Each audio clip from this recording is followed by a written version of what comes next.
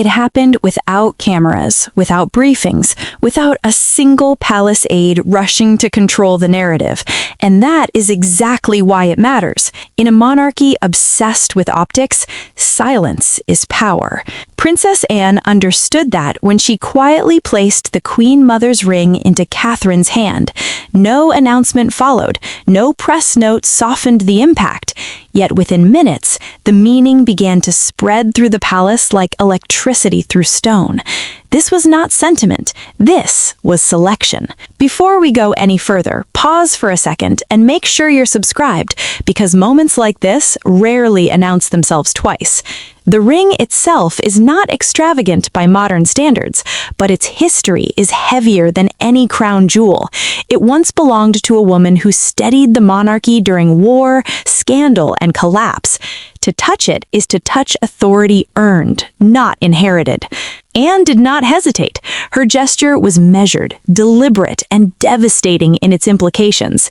Catherine's expression gave nothing away at first, but those in the room noticed the stillness, the sharp intake of breath, the awareness that something irreversible had just occurred. This was not about affection between two women. It was about trust, alignment, and the future shape of royal power. For years, Catherine has mastered the art of restraint, absorbing pressure without complaint, smiling without surrender. That discipline did not go unnoticed by the one royal who values it above all else. Anne has always favored duty over charm, resolve over applause. In Catherine, she saw a mirror of values long abandoned by others. The contrast could not be clearer. Where some seek legitimacy through titles and visibility, Catherine earned it through endurance. Where others adapt the crown to suit themselves, she adapted herself to the crown. This is why the ring did not go through channels. It bypassed hierarchy because hierarchy was no longer the point. Anne was not asking permission, she was executing judgment, and that judgment landed with surgical precision. If you're feeling the tension already, stay with me, because this is only the opening move. The monarchy shifts not through declarations, but through moments like this, unseen yet seismic. One quiet transfer, one shared glance, one object heavy with memory, and suddenly the balance tilts. Catherine did not ask for this role, but it has found her all the same, and when history chooses, it rarely asks whether the present is ready. What makes this moment even more unsettling is who did not receive the ring. In royal circles, absence often screams louder than presence. For years, many assumed the Queen Mother's most personal heirloom would remain sealed away, or eventually surface in Camilla's possession, a symbolic seal of acceptance into the deepest layer of royal legacy. That expectation shattered instantly. Anne's choice rewrote an unspoken script, and the palace felt it immediately. Courtiers exchanged looks that said everything they dared not voice. This was not oversight. This was exclusion, and exclusion at this level is never accidental. Anne has never been impulsive. She calculates in decades, not days. Her loyalty is not to personalities, but to the institution's spine. When she moved that ring, she was making a statement about what the monarchy must be to survive.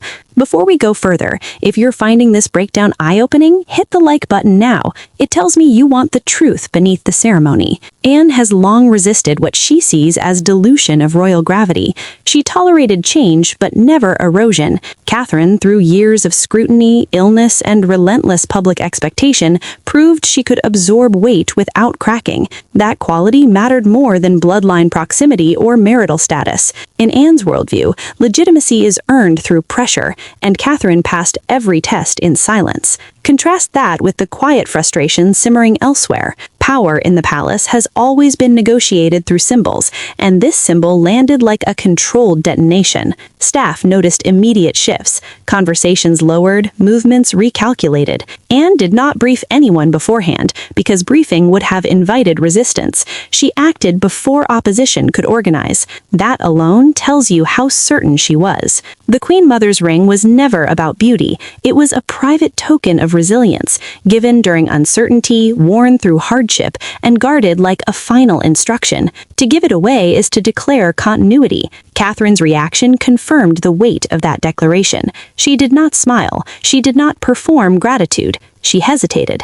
That hesitation revealed understanding. She knew what accepting it meant. It was not praise, it was responsibility. A responsibility that now places her at the center of a quiet realignment. Anne's move also reframed past interactions many overlooked.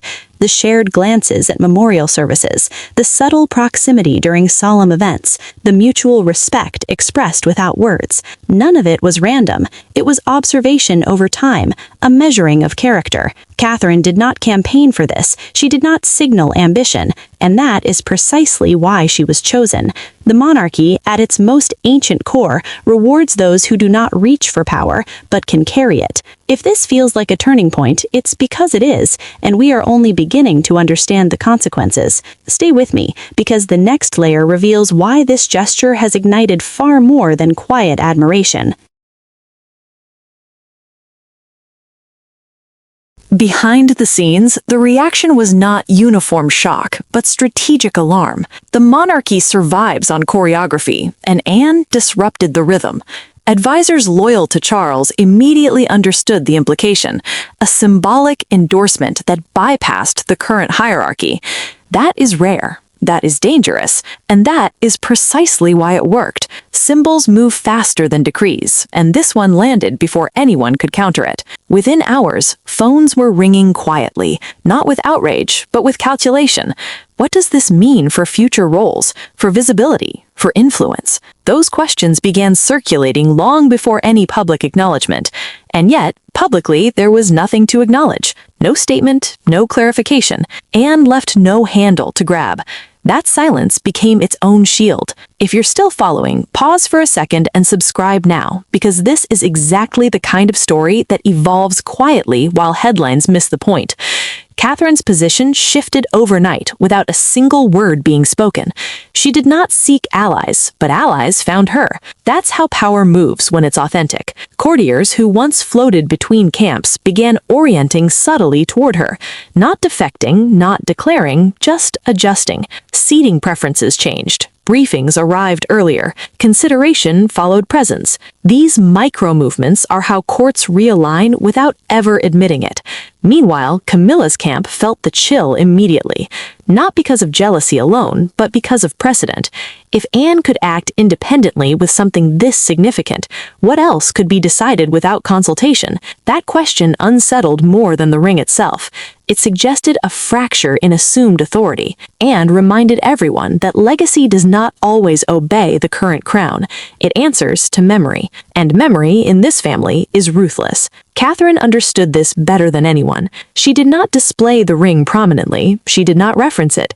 She wore it as one might carry a relic, aware that visibility was secondary to meaning. That restraint only amplified its impact. Every photograph became a study. Every gesture was read. The absence of commentary invited interpretation, and interpretation fuels mythology. Contrast that with how overt declarations are often diluted by repetition. Anne avoided that trap. She let the ring speak in rooms where power actually listens. What's critical here is timing. The monarchy is navigating fatigue, skepticism, and generational tension. Public trust is fragile. In moments like that, figures who embody steadiness gain disproportionate influence. Catherine's quiet endurance during personal hardship had already positioned her as emotionally credible. The ring simply confirmed what many had begun to feel but couldn't articulate. This wasn't elevation, it was recognition. And recognition, when it comes from someone like Anne, carries institutional weight without institutional language. William, watching this unfold, faced an uncomfortable truth.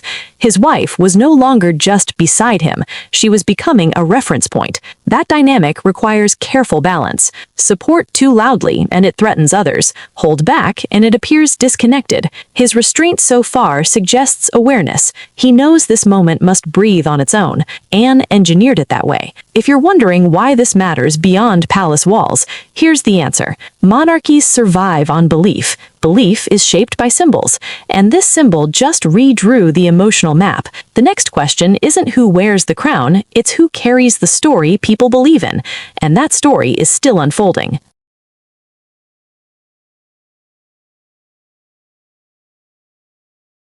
What follows is not a sudden confrontation, but a slow tightening of the air. Institutions don't collapse from explosions, they shift from pressure. And pressure is exactly what began to build once the ring entered Catherine's orbit. The palace did not argue about it openly, but internally, scenarios were drafted. Influence charts were quietly updated.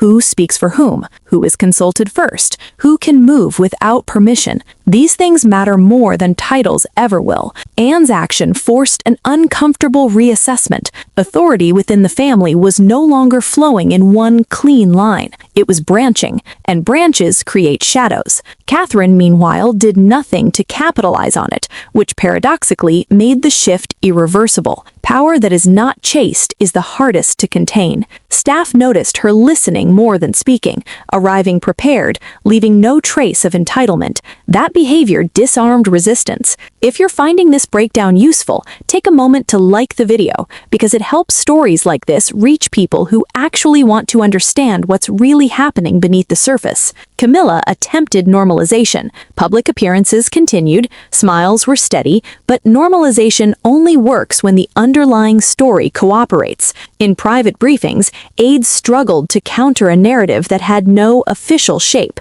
You cannot rebut silence with talking points. Every attempt to reassert precedence felt forced because nothing overt had been challenged. Anne hadn't attacked anyone. She had simply chosen, and choice, when grounded in legacy, outranks instruction. The generational dimension made it worse. Younger staff, raised on public sentiment metrics, understood what older courtiers resisted. Catherine resonated in a way protocol could not manufacture. The ring became shorthand, not for rebellion, but for continuity people trusted. It wasn't about who deserved it more, it was about who embodied it naturally. That distinction is lethal in royal politics. William saw the danger clearly. His role became containment, shielding Catherine from acceleration, while ensuring she wasn't diminished. That required silence too. No grand gestures, no correction, just steadiness. Observers mistook this for passivity. It wasn't. It was strategy learned the hard way from history. Every royal rupture of the past began when symbolism outpaced restraint. Anne knew this. That's why she moved privately. She trusted Catherine to understand the burden, not just the honor. And Catherine did. The ring did not change her behavior. It clarified it. That's why the reaction across the institution was so uneven. Those who valued control felt threatened. Those who valued survival felt relieved. A monarchy doesn't need noise. It needs credibility. And credibility, once transferred, does not return easily. Public reaction, when it eventually caught up, followed instinct rather than instruction. Commentators struggled to explain why the moment mattered, yet audiences felt it. That disconnect is telling. People sense authenticity faster than analysts can frame it. And in that gap, Catherine's position quietly solidified. This wasn't about replacing anyone, it was about anchoring something that had begun to drift. Anne didn't crown a future queen, she stabilized a present one. If you're still here, comment what you think this ring truly represents, because interpretation is now part of its power. The monarchy will move forward regardless. The question is which version of itself it chooses to believe in, and that decision is no longer entirely top-down.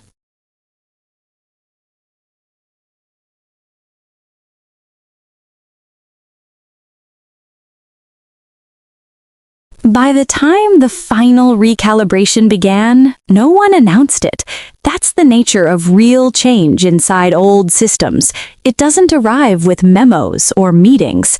It settles. And once it settles, removing it becomes nearly impossible. The ring had done exactly that. It settled into Catherine's role, into staff expectations, into how rooms subtly oriented themselves when she entered. Not deference, not awe, but alignment. That is the most dangerous kind of authority, because it doesn't demand acknowledgement. It attracts it. Within weeks, decisions that once required multiple layers of consultation began quietly bypassing Camilla's office when they involved long-term optics. Not out of disrespect, but out of instinct. Catherine was perceived as the future-facing constant, the one whose presence wouldn't need explaining later. If you're noticing how subtle this all is, subscribe now, because these are the shifts that most coverage completely misses until it's too late to reverse them. Anne watched all of this without interference. Her work was already done. She had not intended to manage the fallout. She had intended to trigger alignment with an older compass, and that compass was now pointing clearly. The monarchy's real vulnerability was never scandal or popularity. It was drift. Drift away from coherence, away from moral clarity, away from figures who embody restraint rather than performance. Catherine unintentionally corrected that drift simply by being consistent, and consistency is rare currency in modern royalty. Camilla's challenge became existential rather than political. She could perform the role flawlessly and still feel outpaced by symbolism she could not replicate. You cannot inherit what was never emotionally entrusted to you, and that is the quiet cruelty of legacy. It chooses without explanation. Charles, for his part, recognized the shift but lacked the appetite to confront it. Intervention would only validate the imbalance. Silence preserved the facade of unity, even as internal gravity shifted elsewhere. The public sensed resolution, not conflict. That's why there was no uproar, only absorption. History had made another microscopic correction. Catherine's internal reckoning was perhaps the most consequential. She understood that the ring was not protection from scrutiny, but an invitation to more of it. Expectations would rise, comparisons would sharpen. Any misstep would now be measured against an ideal rather than a role. She accepted that quietly. There were no leaks of delight, no visible celebration. Only resolve, and that response confirmed Anne's judgment. This was never about reward, it was about readiness. The monarchy, stripped to its essentials, survives through figures who absorb pressure without broadcasting it. Catherine had become that figure, not by ambition, but by endurance. And endurance outlasts reigns. As this chapter closes, nothing outward appears altered. The same faces, the same ceremonies, the same hierarchy on paper, but internally, the map has been redrawn. Influence now flows along a quieter path, one that leads not through title, but through trust. And trust, once shifted, does not return easily. If you followed this entire breakdown, share it, because these are the moments history later pretends were obvious. They never are when they're happening. The ring rests, the message has landed, and the monarchy, whether it admits it or not, has already begun adjusting around its new center of gravity.